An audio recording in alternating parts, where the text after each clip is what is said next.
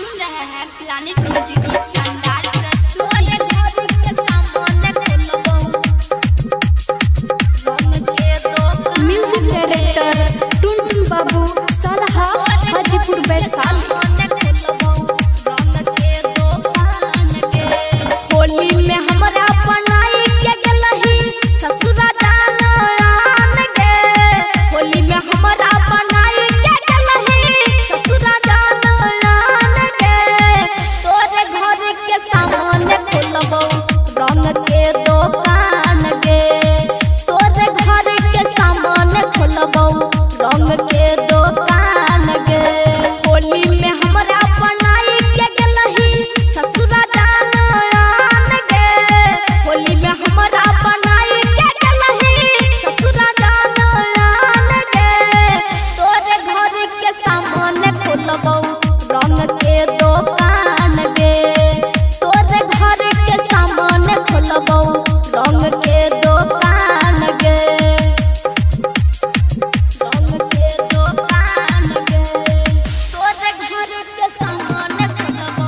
Music director टुनटुन बाबू सलहा हाजीपुर वैशाली।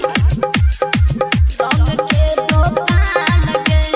रंग खरीदे के बहाना अइहा तू हमरा दुकान पर।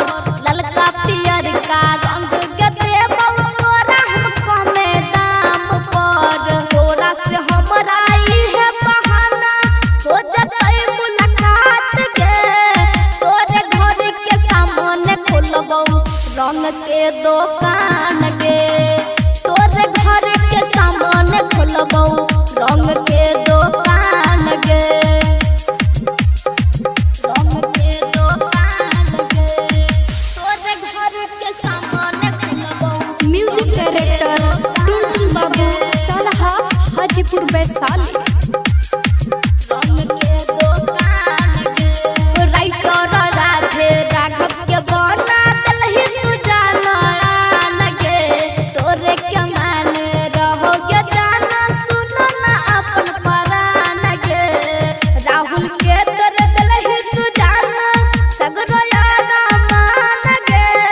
तोरे घर के सामने खोलबौ रंग के दुकान गे। तोरे घर के सामने खोलबौ रंग के दुकान गे। Planet music Darbhanga.